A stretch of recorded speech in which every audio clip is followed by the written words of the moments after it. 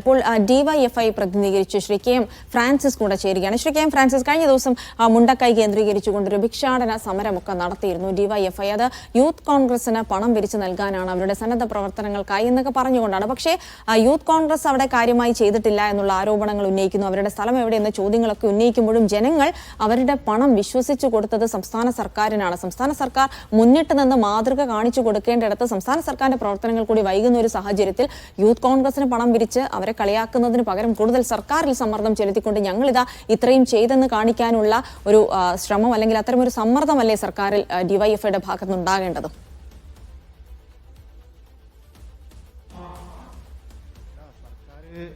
ചെയ്തതുമായി ബന്ധപ്പെട്ട് ആർക്കവിടെ ആശങ്ക?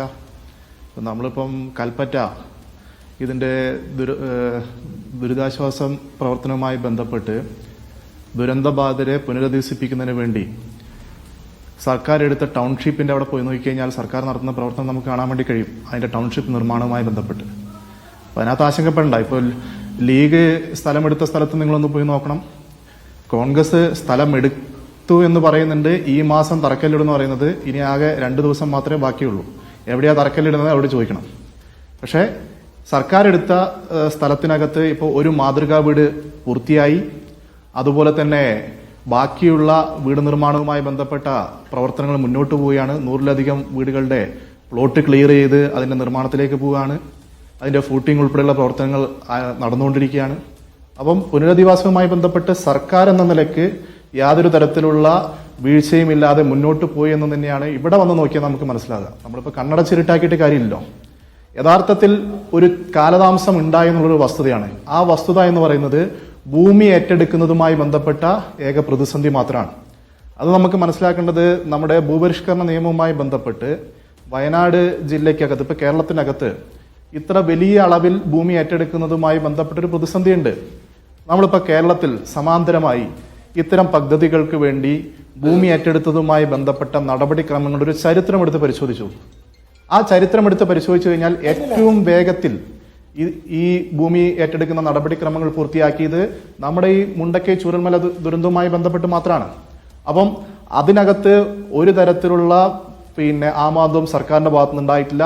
നിർമ്മാണ പ്രവർത്തനവുമായി ബന്ധപ്പെട്ട് ഗുണഭോക്താക്കൾക്ക് വെവ്വേറെ എഴുതി നൽകാൻ ഇപ്പോഴും സാങ്കേതിക തടസ്സമുണ്ട് എന്ന് അഭിഭാഷകൻ കൂടിയായ മുഹമ്മദ് ഷാ പറയുന്നുണ്ട്. അങ്ങനെയുണ്ടോ? അല്ലെ, ഇത്രയും സാങ്കേതിക പ്രശ്നങ്ങൾ സർക്കാർ പൂർത്തീകരിച്ചല്ലോ. കോടതിക്കകത്തുള്ള വ്യവഹാരങ്ങളുമായി ബന്ധപ്പെട്ട് നടപടിക്രമങ്ങളൊക്കെ പൂർത്തീകരിച്ചല്ലോ. ബാക്കിയും പൂർത്തീകരിക്കും. അതിനകത്ത് നിങ്ങൾ ആശങ്കപ്പെടുകയൊന്നും വേണ്ട. പ്രശ്നമുണ്ട്, പൂർത്തീകരിക്കും. വലിയ വീട് നിർമ്മിച്ചു കൊടുക്കുമെന്ന് പറഞ്ഞ സ്ഥലം സർക്കാർ അല്ല, അതൊക്കെ പൂർത്തീകരിച്ചോളും. അങ്ങനെ എന്തെങ്കിലും പ്രതിസന്ധി ഉണ്ടെങ്കിൽ സർക്കാർ പൂർത്തീകരിച്ചോളും. അതിനകത്ത് നിലവിലെ അവസ്ഥയിൽ യാതൊരു പ്രതിസന്ധി ഇല്ലെന്ന് ഞാൻ മനസ്സിലാക്കുന്നത്. അത് അങ്ങനെ എന്തെങ്കിലും പ്രതിസന്ധി ഉണ്ടെങ്കിൽ തന്നെ പൂർത്തിയാക്കാനുള്ള ഇച്ഛാശക്തി കേരളത്തിലെ സർക്കാരിനുണ്ട് എന്ന് ഇതുവരെ തെളിയിക്കപ്പെട്ടിട്ടുണ്ട്. അത് ഇനിയും അതുമായി ബന്ധപ്പെട്ട് മുന്നോട്ട് പോകുന്ന കാര്യത്തിൽ യാതൊരു സംശയമില്ല. ഇവിടെ ഇപ്പം എന്താ പ്രശ്നം എന്ന് വെച്ചാൽ, ആരാ ഇത് പറയുന്നത്? ഈ ദുരന്ത നിവാരണവുമായി ബന്ധപ്പെട്ട് ആദ്യഘട്ടത്തിൽ ഇവിടെ എൻ്റെ സുഹൃത്ത്, നേരത്തെ ഞാൻ ലൈവിൽ വരുന്ന സമയത്ത് സംസാരിച്ചുകൊണ്ടിരുന്ന സുഹൃത്ത് പറഞ്ഞു തുടങ്ങിയത് മുസ്ലിം സന്നദ്ധ സംഘടനകൾ ഈ പ്രവർത്തനങ്ങൾ മാതൃകാപരമായി ചെയ്തു എന്നാണ് പറഞ്ഞത്. മുസ്ലിം സന്നദ്ധ സംഘടനകളല്ല, കേരളത്തിലെ സമൂഹമാണ്, കേരള മനസാക്ഷിയാണ് ഈ ദുരന്തത്തെ അതിജീവിക്കാൻ വേണ്ടി ഒരുമിച്ച് നിൽക്കുന്ന സാഹചര്യം ഉണ്ടായിട്ടുള്ളത്. അതിനകത്ത് ഒരു വേർതിരിവ് ഉണ്ടായിട്ടില്ല. അതിന്റെ ചരിത്രം എടുത്ത് പരിശോധിച്ചാൽ നമുക്ക് മനസ്സിലാവും എവിടെ നിന്നൊക്കെ എങ്ങനെയൊക്കെയാണ് സഹായം ഉണ്ടായിട്ടുള്ളത്. അവിടുത്തെ ദുരന്ത നിവാരണവുമായി ബന്ധപ്പെട്ട് നടത്തിയ പ്രവർത്തനങ്ങളിൽ ആരൊക്കെയാണ് പങ്കെടുത്ത്. അതിനകത്ത് ഒരു തരത്തിലുള്ള കക്ഷി രാഷ്ട്രീയ വ്യത്യാസവും ഉണ്ടായിട്ടില്ല എന്നുള്ളത് ഈ കേരള സമൂഹം അംഗീകരിച്ച. പിന്നെ എന്തിനാ ഏതെങ്കിലും ഒരു മതവിഭാഗത്തിൽപ്പെട്ട ഏതൊരു വിഭാഗത്തിൽപ്പെട്ട മതസംഘടനകളിലേക്ക്, സന്നദ്ധ സംഘടനകളിലേക്ക് മാത്രമേ കിട്ടുന്നൊരു സാഹചര്യം ഉണ്ടാകുന്നത്?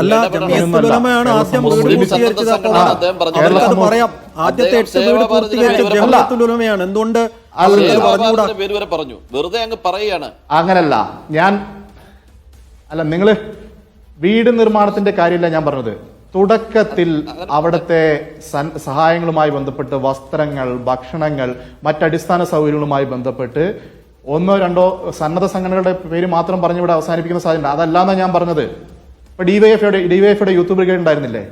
ഡിവൈഎഫ്ഐയുടെ യൂത്ത് ബ്രിഗേഡ് നടത്തിയ പ്രവർത്തനത്തെ കുറിച്ച് നിങ്ങൾക്ക് എന്തെങ്കിലും അഭിപ്രായ വ്യത്യാസമുണ്ടോ? അദ്ദേഹം പറഞ്ഞപ്പോൾ അവിടെ കൂട്ടി ചെയ്തിട്ടില്ലല്ലോ.